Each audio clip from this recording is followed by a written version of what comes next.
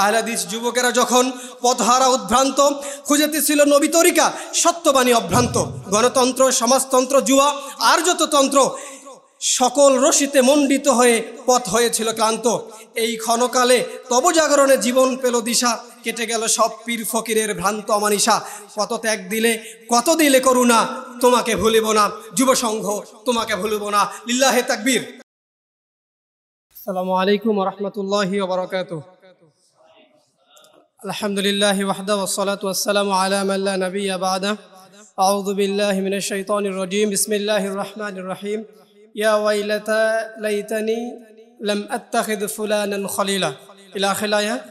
ক্বালা রাসূলুল্লাহ সাল্লাল্লাহু আলাইহি ওয়াসাল্লাম আর-রাজুলু মা'a দীনি খলিলিহি। যাবতীয় প্রশংসা মহান আল্লাহ রাব্বুল আলামিনের জন্য, যিনি আজকে আমাদেরকে বাংলাদেশ আহলে হাদিস যুব সংঘ দিনাজপুর পশ্চিম সাংগঠনিক জেলা কর্তৃক আয়োজিত আজকের এই যুব সমাবেশে উপস্থিত হওয়ার তৌফিক দান করেছেন।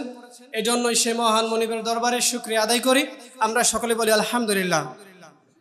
দরুদ ও সালাম সেই নবীর প্রতি, যার আদর্শ বাস্তবায়ন করার জন্যই বাংলাদেশ আহলে হাদিস যুব সংঘের যাবতীয় কার্যক্রম। সেই নবীর প্রতি আমরা দরুদ পাঠ করি, আল্লাহুম্মা সাল্লি আলাইহি আল্লাহুম্মা বারিক আলাইহি। সম্মানিত উপস্থিতি, বর্তমান এমন একটা গোলকধাঁধা, এমন একটা বিপর্যয়ের মধ্যে আমরা জীবন অতিবাহিত করছি, বিশেষ করে যুব সমাজেরা। আমরা যদি এইভাবে বলতে চাই, কবির ভাষায় ওই বলছেন, আসবে পথে আধার নেমে, তাই বলে কি রইবে থেমে, বারে বারে জ্বালবি বাতি, হয়তো বাতি জ্বলবে না, তাই বলে কি ভীরুর মতো, তাই বলে তো ভীরুর মতো বসে থাকা চলবে না। অর্থাৎ আমাদের যুবক যে সমস্ত ভাইরা আছে, আমরা জীবনের এই অবস্থায় চলতে গিয়ে, জীবনে বিশেষ করে নিজের যে লক্ষ্য উদ্দেশ্য, নিজের জীবনের যেটা গন্তব্য, সেটা বাস্তবায়ন করতে গিয়ে আমরা মাঝে মধ্যে হারিয়ে যাই। আমরা জীবনে প্রতিষ্ঠিত হওয়ার নাম করে, বিশেষ করে যুবক ভাইরা দিন থেকে অনেক দূরে চলে যায়। অথবা এমনও আমরা দেখেছি, যাদেরকে যৌবনে ইসলাম একটু নাড়া দেয়, এই ইসলাম নাড়া দেওয়ার পর তারা কিছুদিন অতিক্রম করার পরে হঠাৎ ক্যারিয়ার গঠনের নামে, হঠাৎ প্রতিষ্ঠিত হওয়ার নামে দিন থেকে বিচ্যুত হয়ে যায়। অথবা নারীকে সামনে নিয়ে, নারী তার সামনে আসে এমতো অবস্থায় সে দিন থেকে বিচ্যুত হয়ে যায়। অথবা মাদকের সবল তাকে দিন থেকে বিচ্যুত করে দেয়। এই কঠিন ঘোর অমানিসা থেকে বের হওয়ার জন্য, বের হওয়ার অন্যতম উপায় হচ্ছে সৎসঙ্গ। আল্লাহ রাসূল সাল্লাল্লাহু আলাইহি সাল্লাম বলছেন, আর-রাজুলু মা'a দীনি খলিলিহি, যে প্রত্যেক ব্যক্তি তার বন্ধুর আদর্শ গ্রহণ করে, প্রত্যেক ব্যক্তি তার বন্ধুর আদর্শটাই গ্রহণ করে। এখানে আমাদের ডাইভার্ট হওয়ার, ইসলাম থেকে বিচ্যুত হওয়ার সর্বপ্রথম যেটা বিষয়, একটা সঙ্গ, অসৎ সঙ্গ, তাই নয় কি? আমরা কিন্তু এটা দেখি, হরহামেশাই দেখি, একজন সন্তান তার পিতামাতার আদর্শকে যত না প্রাধান্য দেয় নিজের জীবনে, তার শিক্ষককে যত না প্রাধান্য দেয়, তার আত্মীয় স্বজন যারা আছে তাকে যত না বেশি প্রাধান্য দেয়, তার চেয়ে বেশি তার বন্ধুর আদর্শকে তার জীবনে বাস্তবায়ন করা থেকে বেশি প্রাধান্য দেয়। আর বেশিরভাগ যুবকদের বন্ধুটা, তার সঙ্গটা হয়ে যায় অসৎ।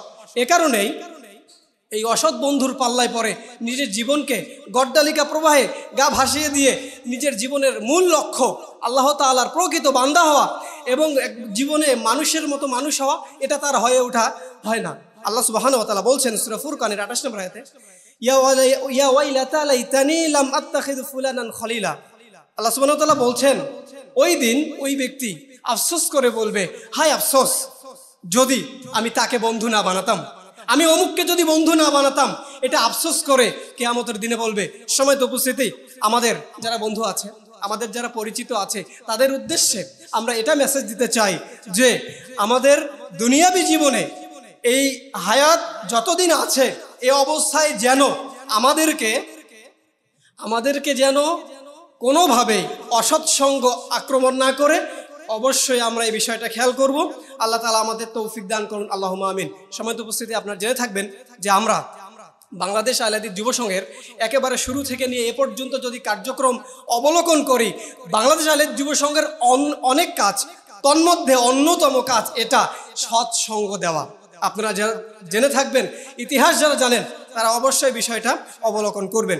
আল্লাহ সুবহানাহু ওয়া তাআলা বলছেন সূরা বনী ইসরাঈলের 34 নম্বর আয়াতে ওয়া আউফু বিল আহদি ইন্নাল আহদা কানা আনহু মাসউলা।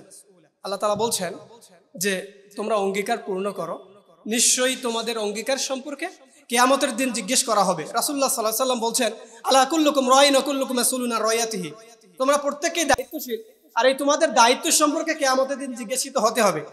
সম্মানিত উপস্থিতি, আমি দায়িত্বশীলদেরকে যারা আছেন, আমার চেয়ে অনেক সিনিয়র আছেন, আমি শ্রদ্ধার সাথে প্রশ্ন করতে চাই এটা, আপনি বিবাহিত জীবন, বিবাহিত লাইফটা লিড করেন, আপনি একবার, শুধুমাত্র একবার কবুল বলেছিলেন, এটা বলার কারণে আপনার যে স্ত্রী আছে, এই কবুল বলার কারণে আপনার স্ত্রী তার গর্ভস্থ যত সন্তান, এই সন্তান এবং যতদিন আপনি হায়াতে জীবদ্দশায় থাকবেন এবং মারা যাওয়ার পরেও, মৃত্যুবরণ করার পরেও এই পরিবারের যাবতীয় দেখভাল করার দায়িত্ব আপনার নয় কি?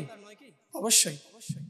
একবার কবুল বলার কারণে যদি আপনার এত ঝামেলা, ঝুট ঝামেলা আপনাকে পোহাতে হয়, সম্মানিত উপস্থিতি, তাহলে আল্লাহ সুবহানাহু ওয়া তাআলার পক্ষ থেকে দেওয়া সংগঠনের যে দায়িত্ব, আল্লাহ সুবহানাহু ওয়া তাআলার পক্ষ থেকে দেওয়া আপনার জন্য যে আমানত আল্লাহ তাআলা আপনাকে দিয়েছেন, এটার ব্যাপারে আপনার দায়বদ্ধতা কতটুকু, এটা আপনার কাছে প্রশ্ন রেখেই আমি আমার সংক্ষিপ্ত আলোচনা এখানে শেষ করছি।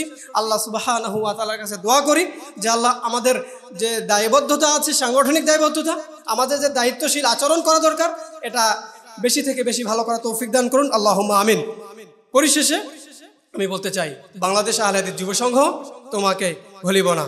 আহলে হাদিস যুবকেরা যখন পথহারা উদ্ভ্রান্ত খুঁজেতেছিল নবী তরিকা, সত্যবাণী অভ্রান্ত, গণতন্ত্র, সমাজতন্ত্র, জুয়া আর যত তন্ত্র, সকল রশিতে মণ্ডিত হয়ে পথ হয়েছিল ক্লান্ত। এই ক্ষণকালে তব জাগরণে জীবন পেল দিশা, কেটে গেল সব পীর ফকিরের ভ্রান্ত অমানিসা। কত ত্যাগ দিলে, কত দিলে করুণা, তোমাকে ভুলিব না যুব সংঘ, তোমাকে ভুলিব না। লিল্লাহে তাকবীর, লিল্লাহে তাকবীর। সকল বিধান বাতিল করো, মুক্তির একই পথ। আসসালামু আলাইকুম ওয়া রাহমাতুল্লাহ।